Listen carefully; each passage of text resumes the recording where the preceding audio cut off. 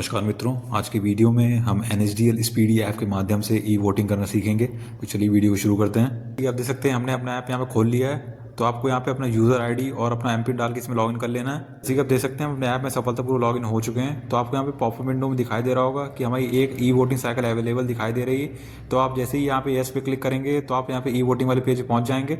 तो हम यहाँ पे दूसरा तरीका यहाँ पे देखेंगे, तो हम यहाँ पे नो पे क्लिक कर देंगे। बाद आपके सामने यहाँ पे अगला पेज आएगा। तो आपको ऊपर की ओर बाएं साइड में 3 लाइनें दिखाई दे रही होंगी लाल बॉक्स के अंदर, तो आपको उसमें क्लिक कर देना है। साइड से पेज ओपन होगा तो आपको यहाँ पे लाल बॉक्स के अंदर दिखाई देगा ई वोटिंग का विकल्प, और आपको यहाँ पे दाएं साइड में दिखाई दे रहा होगा बॉक्स के आपको एक एक्टिव यहाँ पे दिखाई दे रहा होगा। तो आपको सीधे इस पर क्लिक कर देना है। उसके बाद आप यहाँ पे अगले पेज पे आएंगे तो आपको यहाँ पे जिस भी कंपनी की ई वोटिंग आएगी तो आपको यहाँ पे वो दिखाई देगा। तो हमारी यहाँ पे येस बैंक की आई है तो आपको यहाँ पे दिखाई दे रहा होगा, तो आपको इसमें क्लिक कर देना है। बाद आपके सामने पॉपअप विंडो खुल के आएगी तो आपको यहाँ पे आपकी जानकारी कुछ दिखाई देगी, जैसे आपको आईडी नंबर दिखाई देगा।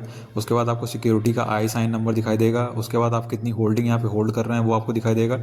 उसके बाद आपको यहाँ पे वोटिंग की स्टार्ट डेट दिखाई देगी, फिर स्टार्ट टाइम दिखाई देगा।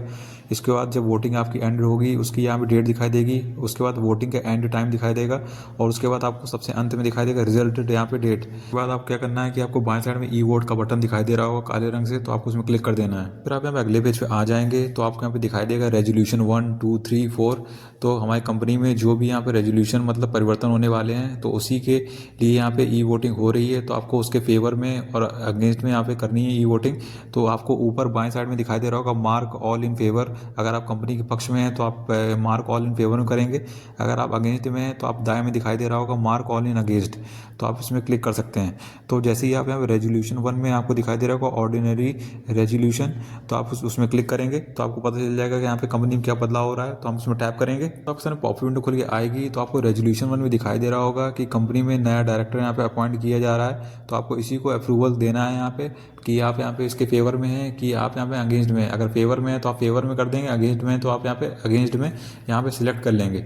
तो इसी तरह आप यहाँ पे रेजोल्यूशन 1, 2, 3 में आप इसी तरह क्लिक करके देख लेंगे कि यहाँ पे क्या परिवर्तन हो रहे हैं। तो हम यहाँ पे इसको क्रॉस कर देंगे। हम यहाँ पे सारे यहाँ पे फेवर में करने वाले हैं, तो हम यहाँ पे जो फेवर वाला विकल्प है सभी में हम वो यहाँ पे सिलेक्ट कर लेंगे। नहीं तो अगर आपको एक बार में सिलेक्ट करना है तो आपको यहाँ पे ऊपर बाएं साइड में दिखाई दे रहा होगा मार्क ऑल इन फेवर। तो आप फेवर में करना चाहते हैं तो आप वो सिलेक्ट कर देंगे। अगर आप पूरे अगेंस्ट में करना चाहते हैं तो आप यहाँ पे कर सकते हैं ऊपर जो दाएं साइड में दे रखा है। नहीं तो अगर आप एक एक करके करना चाहते हैं तो आप वो भी कर सकते हैं। तो हम यहाँ पे एक बार में करना चाहेंगे तो आप ऊपर वाले में क्लिक करेंगे तो आपको पूरा यहाँ पे सिलेक्ट हो जाएगा। फिर उसके बाद आपको नीचे दिखाई दे रहा होगा सबमिट वाला बटन, तो आपको उसमें क्लिक करना है।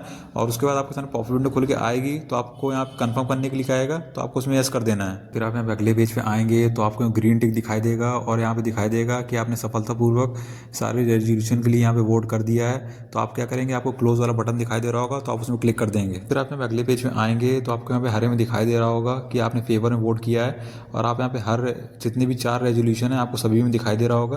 तो आप भी सेम प्रक्रिया से अगर आपकी ई वोटिंग NSDL में आती है तो आप NSDL स्पीडी ऐप के माध्यम से सेम प्रक्रिया से जैसे मैंने वीडियो में बताया आप उसी तरह यहाँ पे ई वोटिंग कर सकते हैं। तो मैं यहाँ पे आशा करता हूँ आपको वीडियो में समझ में आ गया होगा। अगर आ गया तो वीडियो को लाइक कर दीजिए, चैनल सब्सक्राइब करें और कमेंट जरूर करें।